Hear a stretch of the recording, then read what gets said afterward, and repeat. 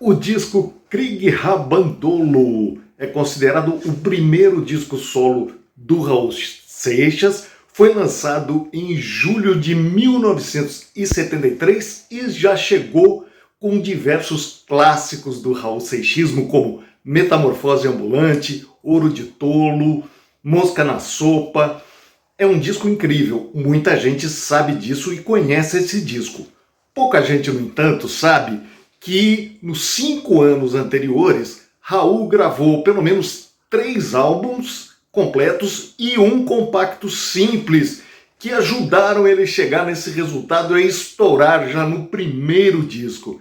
E é sobre estes 4 discos anteriores, os 3 álbuns e um compacto, que a gente vai falar um pouquinho no programa de hoje.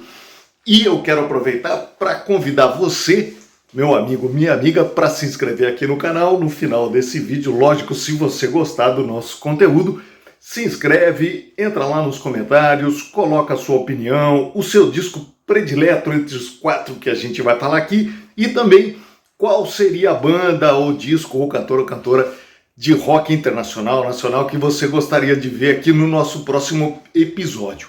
Eu vou propor para vocês também o seguinte exercício.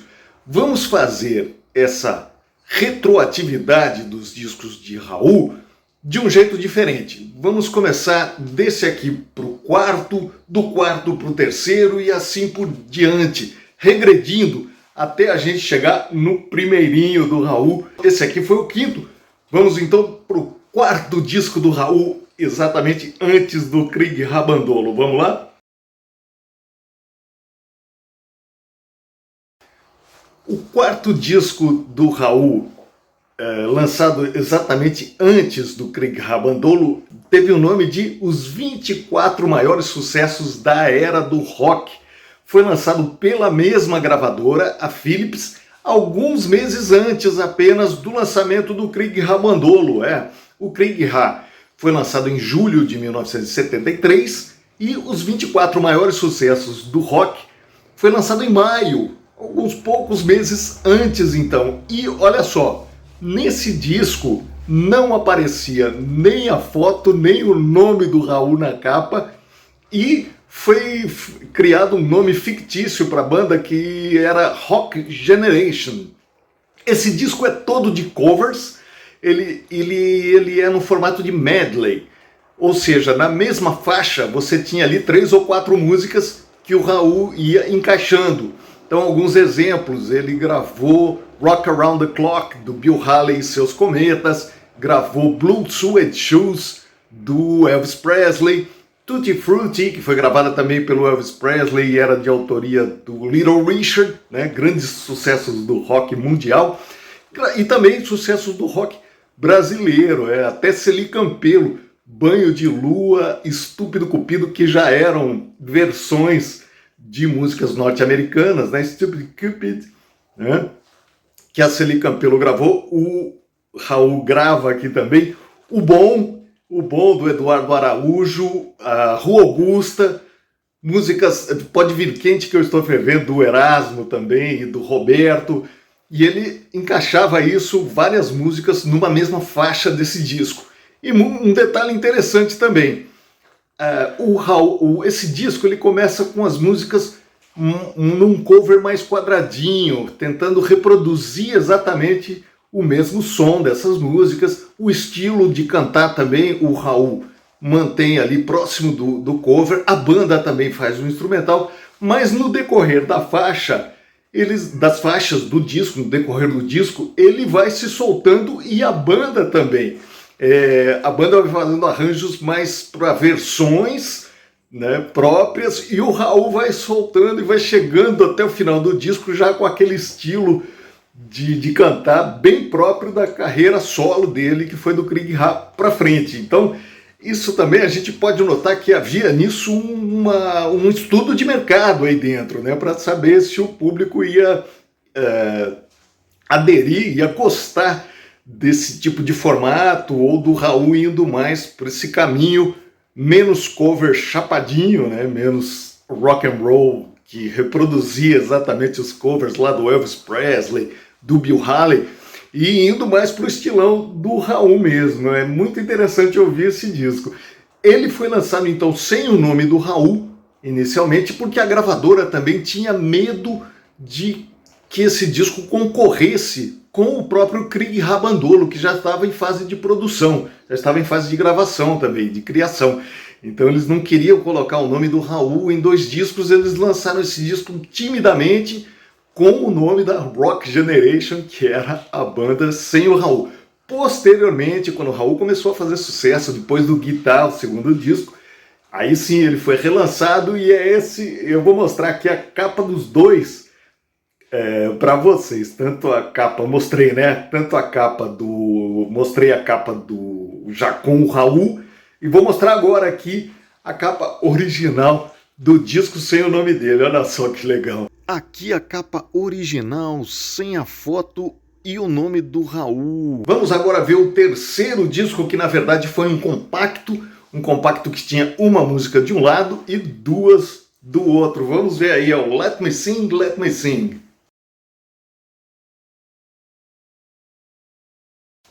Let Me Sing, Let Me Sing foi lançado em 1972 e com essa música Raul Seixas participou do FIC, o 7º FIC, que era o Festival Internacional da Canção e que era transmitido pela Rede Globo, e os artistas se apresentavam no Maracanãzinho. Então isso deu uma projeção muito bacana para o Raul.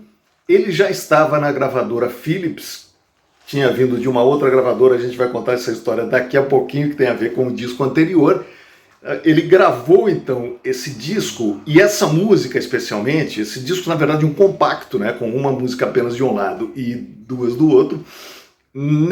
Nessa música, Let Me Sing, Let Me Sing, ele mistura o baião com o rock, com o rock bem ao estilo do Elvis Presley, já também num laboratório para a música que abriria o Krieg Rabandolo, que é Mosca na Sopa, né? Que mistura ali os berimbaus com o rock and roll, pois é. E o Raul também se apresentou nesse festival bem ao estilo ainda característico ali, Elvis Presley, todo magrinho, né? Bem magrinho, como vocês podem ver na capa aqui desse disco. E essa capa é o relançamento que depois o Raul Rock Club fez, depois de alguns anos desse compacto lançado. Essa capa é de um disco que eles colocaram essa música com algumas outras músicas do início da carreira do Raul Seixas. Então não é o original. O original eu não tenho pessoalmente, porque ele deve valer uma baita de uma nota. E o que eu tenho então é esse aí, com a foto do Raul, bem estilo Elvis Presley, né? Com a sua jaqueta de couro, bem magrinho e sem a barba, sem aquele estilo todo que lhe deu projeção. Mas, como eu falei, já funcionando como um laboratório para mistura de baião com rock and roll que ele fez. Legal? Vamos então para o disco anterior? Vamos lá, é o segundo, hein? Não perca a conta.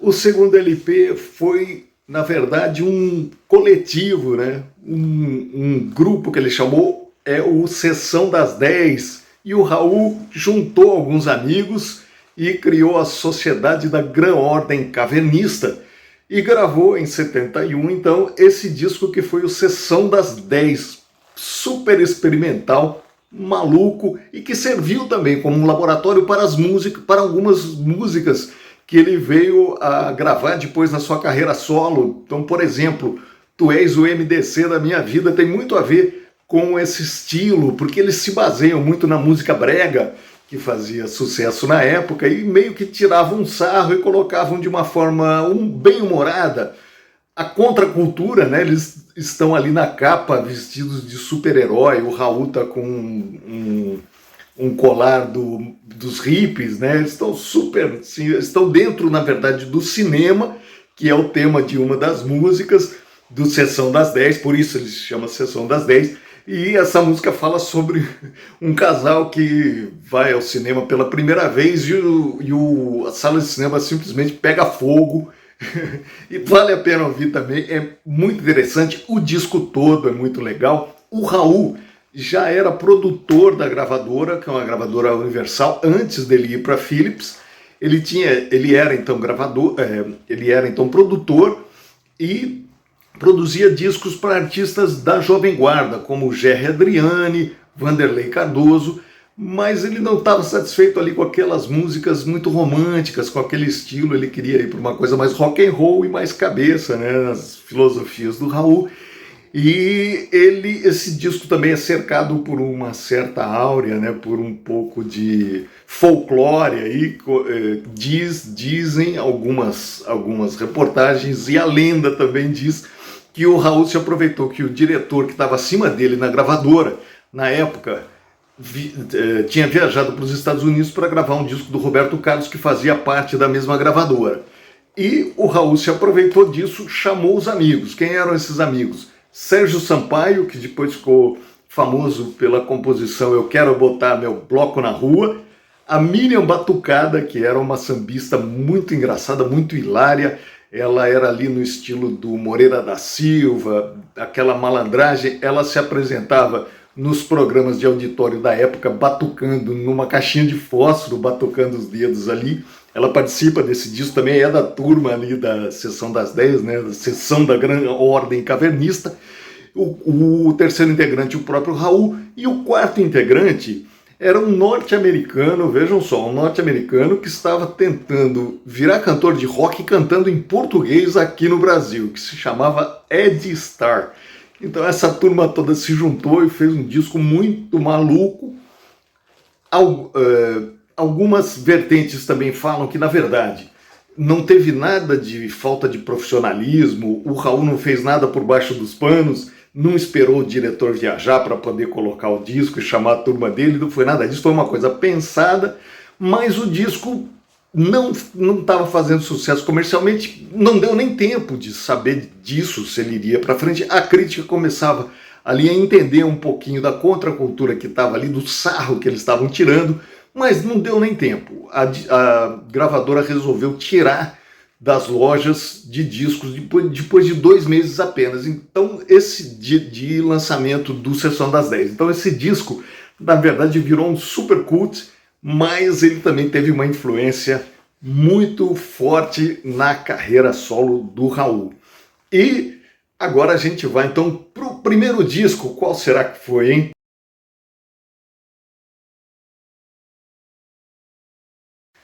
O primeiro disco do Raul Seixas foi lançado em 1968 com a banda Os Panteras, a banda dele de Salvador, lá da Bahia, da cidade de Natal, que eles tinham lá.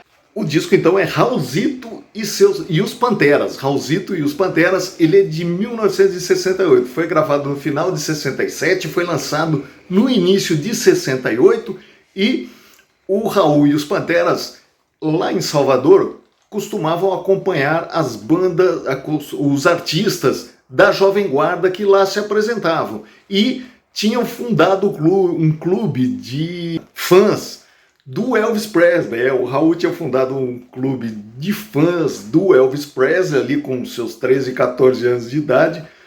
Fundou essa banda, começou a fazer shows de rock, como eu disse, rock ali em teatros locais, e também acompanhar os artistas da Jovem Guarda. O Gerry Adriane, numa apresentação que ele foi fazer lá, chamou então eles e ficou muito amigo do Raul, porque os dois eram super fãs e entendiam tudo de Elvis Presley. Então foi assim uma conexão super de primeira, foi amor à primeira vista entre os dois ali. Eles continuaram se falando e o Gerry, então na época, convidou o Raul para se mudar com a banda dele para o Rio de Janeiro para gravar o disco que foi esse primeiro, então, Raulzito e seus Panteras, Raulzito e os Panteras, não é seus Panteras, e com muita influência, então, de Jovem Guarda e dos Beatles, né, do rock que se fazia na época. Até na capa, vocês viram aí, a capa do Raulzito e os Panteras é muito baseada no With the Beatles, o segundo disco dos Beatles. Vamos ver a capa aqui. Ela é igual, é o mesmo estilo, olha ela aqui. Aqui a capa do segundo LP dos Beatles, With the Beatles, que inspirou a capa do primeiro LP do Raulzito e os Panteras. Nesse disco tinha muita influência da Jovem Guarda da música romântica da época. E tinha até uma versão em português para Lucy in the Sky with Diamonds. Mas mesmo assim, o disco não fez sucesso comercial e a gravadora resolveu então desligar toda a banda, inclusive o Raul, que voltou com todo mundo, com toda a banda lá para Salvador. Triste, obviamente, mas depois de um tempo, o próprio Gerry Adriani conseguiu para ele um emprego como produtor, como diretor de gravadora, que a gente falou então do disco seguinte, que foi o Sessão das 10. Ele era já produtor. E é também dessa fase que a grana era pouca lá no Rio de Janeiro, que eles estavam sofrendo, que ele diz na letra de Ouro de Tolo, que ele diz que passou fome lá na Cidade Maravilhosa. Então, mais uma vez o laboratório do Raul funcionando desde ali do primeiro disco até chegar nessa maravilha aqui que foi o Krieg Rabandolo.